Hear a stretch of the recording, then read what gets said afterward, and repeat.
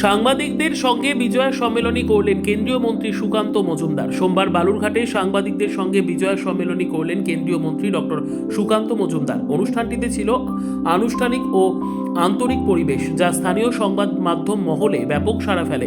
উপস্থিত সাংবাদিকরা জানান, কেন্দ্রীয় সরকারের একজন দায়িত্বপ্রাপ্ত মন্ত্রীর এমন সহজ সরল, উন্মুক্ত ও আন্তরিক আচরণ সত্যি ব্যতিক্রমী। জাতীয় পর্যায়ে দায়িত্ব পালন করলেও ডক্টর মজুমদারকে সাধারণ মানুষের সঙ্গে তার ঘনিষ্ঠ যোগাযোগের জন্য মাটির মানুষ বলে বর্ণনা করেন অনেকে। অনুষ্ঠানে আসা বহু সাংবাদিক জানান, একজন কেন্দ্রীয় মন্ত্রীর পক্ষ থেকে এমন মানবিক উদ্যোগ তারা খুব কমই দেখেছেন। বিজয়া সম্মেলনীতে ডক্টর মজুমদার সংক্ষেপে বক্তব্য রেখে জনপ্রতিনিধি ও সংবাদ মাধ্যমের মধ্যে পারস্পরিক শ্রদ্ধার সম্পর্ক বজায় রাখার গুরুত্বের কথা তুলে ধরেন। তিনি সাংবাদিকদের সঙ্গে ব্যক্তিগতভাবে কথা বলেন, তাদের মতামত শোনেন এবং নানান বিষয়ে আনুষ্ঠানিক আলোকচারিতায় অংশ নেন। পর্যবেক্ষকদের মতে এই অনুষ্ঠান তার নেতৃত্বের ধরনকেই প্রতিফলিত করে, যেখানে থাকে মানুষের কাছে সহজে পৌঁছে যাওয়ার মানসিকতা এবং সরাসরি যোগাযোগের প্রতি ঝোঁক।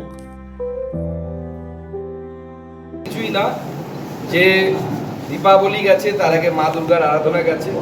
সাংবাদিক বন্ধুরা যারা গণতন্ত্রের চতুর্থ স্তম্ভ, এবং আমি মনে করি একজন রাজনীতিবিদ বা রাজনৈতিক ব্যক্তিত্বের সহযাত্রী হচ্ছে মিডিয়া বা মিডিয়া পার্সন বলা হয়।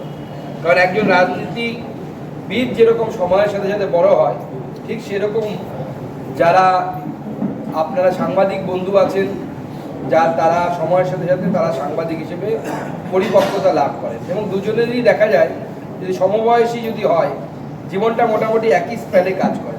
যদি বালুরঘাটের কথাই বলি, বিশ্বনাথ চৌধুরী যখন জীবিত ছিলেন, তার যুব সময় থেকে যারা উনি যখন রাজনীতিতে ছিলেন, অনেকে আছে সেই সময় থেকে তারা রাজনীতির সাথে সাথে তারা সাংবাদিকতা করেছেন ওনার সাথে, এবং তারপরে পরবর্তী সময় ওনার রাজনৈতিক জীবনের সাথে সাথে তাদেরও হয়তো সাংবাদিকতার জীবন হয়তো শেষ হয়ে গেছে।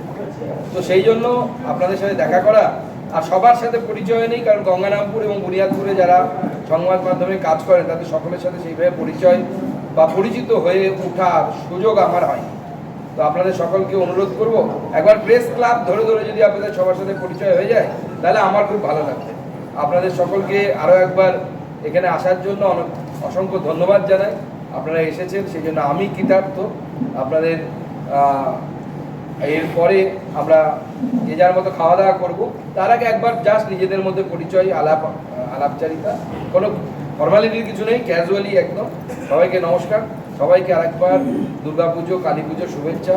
সবাই খুব ভালো থাকবেন এবং আপনাদের আগামী এক বছর যেন খুব ভালোভাবে কাটে, এবং আগামী বছর আবার যেন এইভাবে সবাই সুস্থ সবলভাবে এইভাবে যেন দেখা হয়, আবার এইভাবে মিলিত হতে পারি, এটাই ঈশ্বরের কাছে আশা করব। এবার একটু আপনারা যদি প্রেস ক্লাব অনুসারে যদি পরিচয় হয়ে যায়, তাহলে খুব ভালো হবে। ব্যুরো রিপোর্ট, উত্তর বাংলা সংবাদ।